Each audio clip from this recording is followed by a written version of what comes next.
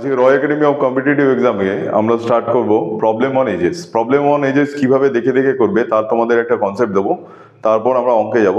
তোমাদের অঙ্ক খাতায় করার দরকার নেই, যদি কনসেপ্টটা বুঝতে পারো দেখে দেখে অঙ্ক করতে পারবে। চলো প্রথমে তোমাদের সাথে কনসেপ্টটা নিয়ে আলোচনা করি, তারপরে আমরা অঙ্কে যাচ্ছি। প্রবলেম অন এজে আমরা একটা কনসেপ্ট ফলো করবো, সেই কনসেপ্টটায় তোমরা সমস্ত প্রবলেম অন এজের সমস্ত অঙ্ক সেই কনসেপ্ট দিয়ে করতে হবে। কনসেপ্টটা একটু দেখে নাও। ধরো এখানে রেশিও হচ্ছে A:B 30:20, তাহলে এদের রেশিও কত হবে 3:2। সাপোজ আমাদের বললো 10 বছর আগে রেশিও কত ছিল, তাহলে কি করব, প্রেজেন্ট থেকে পাস্টে চলে যাবো। 10 বছর আগে কত হয়ে যাবে A:B 20:10, রেশিও হয়ে যাবে 2:1। বা আমাদের বললো A:B কে ফিউচারে নিয়ে যাও 10 বছর পরে, তাহলে এখানে 10 দেবো, A:B কত হয়ে যাবে 40:30, রেশিও হয়ে যাবে 4:3। তো বেসিক্যালি অঙ্কগুলো আমাদের এইভাবেই করতে হবে, হয় প্রেজেন্ট থেকে পাস্টে যেতে হবে, বা প্রেজেন্ট থেকে ফিউচারে যেতে হবে, বা পাস্ট থেকেও ফিউচারে আসতে পারে। তো এইভাবে আমরা অঙ্কগুলো সলভ করব। ওকে, এই অঙ্কটা দেখো, বলেছে the age of Samir and Tanuj are in the ratio 8:15। তাহলে প্রেজেন্টে লিখে দিলাম 8:15। আফটার 9 ইয়ার, মানে 9 বছর পরে, the ratio of their ages will be 11:18।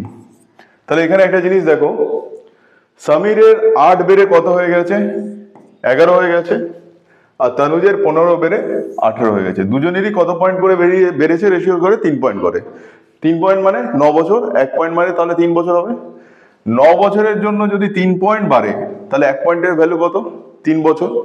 এবার বলেছে what is the difference of between their ages. এখানের ডিফারেন্সটা দেখো 7 পয়েন্টের, এখানের ডিফারেন্সটাও দেখো 7 পয়েন্টের।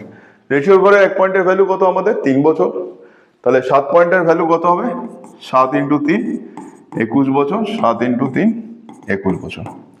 এদের যা ডিফারেন্স থাকবে, প্রেজেন্টেও যা থাকবে ফিউচারেও তাই থাকবে, আর পাস্টেও তাই ছিল। মানে ডিফারেন্সটা যেহেতু দুজনের বয়স সমান সমান বাড়ছে, তাহলে ডিফারেন্সটাও সেম থাকবে। আমরা প্রেজেন্ট থেকেও বের করতে পারি, ফিউচার থেকেও বের করতে পারি। ওকে, এই অঙ্কটা দেখো, অজয় অ্যান্ড বিজয়ের প্রেজেন্ট এজ কত বলেছে, Ajay is to Bijay 3:4। After 5 year, ফিউচারে গিয়ে তাদের রেশিও হয়ে যাচ্ছে কত, অজয় ইজ টু বিজয় 4:5। এই অঙ্কটা দেখেও তোমরা করতে পারো, লেখার কোনো দরকার নেই। 5 বছরের জন্য অজয়ের বেড়েছে 1 ইউনিট, আর বিজয়ের বেড়েছে কত রেশিওর ঘরে 1 ইউনিট। তাহলে 5 বছরের জন্য যদি 1 ইউনিট বাড়ে, রেশিওর ঘরে 1 ইউনিটের ভ্যালু কত 5 বছর। তাহলে আমাদের চাই কি, what is the age of Bijoy present. প্রেজেন্টে বিজয়ের কাছে 4 ইউনিট আছে, রেশিওর ঘরে 1 ইউনিটের ভ্যালু 5 বছর, তাহলে 4 ইউনিটের value 4 × 5 = 20 years. Option C right answer. Clear? The sum of the ages of the father and his son is 100 years. প্রেজেন্টে ফাদার প্লাস সন মিলিয়ে আমাদের 100 ইয়ার্স। আবার বলে দিয়েছে 5 years ago their ages were in the ratio 2:1। তাহলে 5 বছর আগে father is to সন কত ছিল, এখন প্রেজেন্টে জয়েন্ট বয়স কত 100। তাহলে 5 বছর আগে যদি আমরা চলে যাই, ফাদারও 5 বছর কমবে, সনেরও 5 বছর কমবে, তাহলে এদের জয়েন্ট কত হবে 90। 90 কে 2:1 দিয়ে দিলে 3 পয়েন্ট, 3 পয়েন্টকে 90কে 3 পয়েন্ট দিয়ে ভাগ করলে 1 পয়েন্টের ভ্যালু 30, 2 পয়েন্টের ভ্যালু, মানে ফাদারের বয়স কত 60 আর ছেলের বয়স 30। এবার এখান থেকে যদি আমরা প্রেজেন্টে আসি, তাহলে কত হয়ে যাবে 5 5 যোগ হবে, ফাদার ইজ টু সন হয়ে যাবে এটা 65 আর এটা 35। ওকে, কেন দুজনেরই 5 5 করলো, কন্ডিশনও ফুলফিল, দুজনেরটা যোগ করে 100 হচ্ছে। এবার কি বলেছে, the ratio of the ages of the father and son after 10 year, মানে প্রেজেন্ট থেকে ফিউচারে আবার 10 বছর যেতে হবে, তাহলে দুজনেরই কি হতো যোগ হবে 10 10 করে যোগ হবে, 65 হয়ে যাবে কত, father is to son 75 is to 45। এবার এটাকে নর্মালাইজ করা যায়, 15 দিয়ে যদি কাটি, 15 দিয়ে কাটলে এটা কত হয়ে যাবে 5:3। তাহলে আমাদের অপশন হবে অপশন বি। ক্লিয়ার? এই অঙ্কটা দেখো, the ratio of the ages of father and son 10 year hence, মানে ফিউচারে কত, father is to son 5:3। While 10 years ago, মানে প্রেজেন্ট থেকে যদি 10 বছর আগে যাই, তখন ফাদার ইজ টু সন কত 3:1। এটা হলো প্রেজেন্ট থেকে 10 বছর আগে, আর এটা হলো প্রেজেন্টের 10 বছর পরে। তাহলে 20 বছরের জন্য দেখো ফাদার কত পয়েন্ট বেড়েছে 2 পয়েন্ট, 20 বছরের জন্য যদি 2 পয়েন্ট বাড়ে, তাহলে 5 থেকে যদি আমি প্রেজেন্টে আসি 10 বছর, তাহলে ক পয়েন্ট বাড়বে? 1 পয়েন্ট বাড়বে। তাহলে 3 বেড়ে কত হয়ে যাবে এখানে? 4। আর সন যদি এখান থেকে 5 থেকে প্রেজেন্টে আসে, সন বেড়ে কত হয়ে যাবে? 2।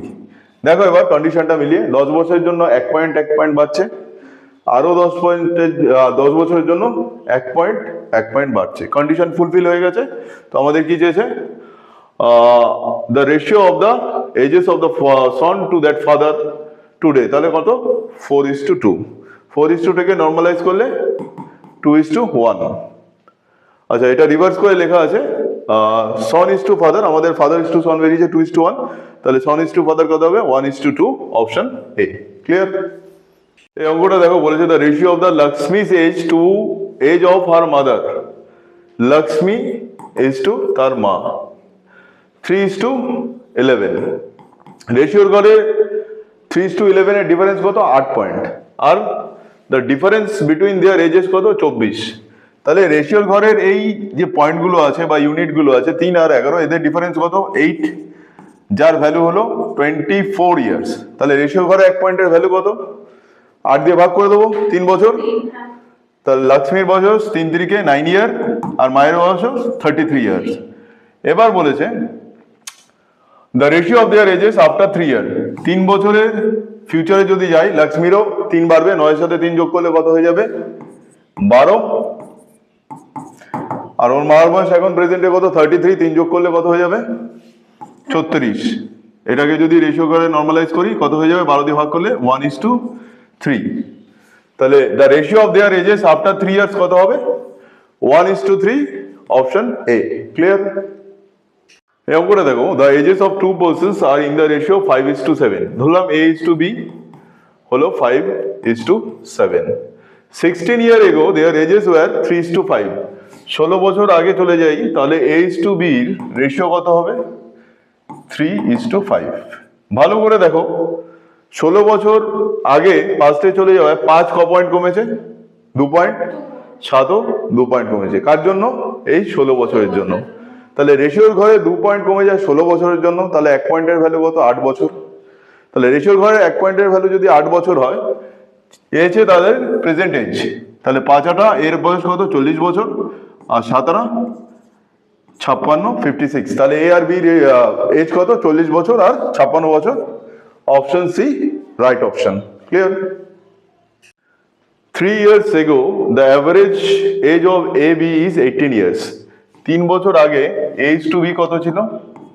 অ্যাভারেজে 18 করে, তাই তো? তাহলে 3 বছর পর কি হয়ে যাবে? এজ টু বি 3 করে বাড়বে, দুজনেরই হয়ে যাবে কত? 21:21।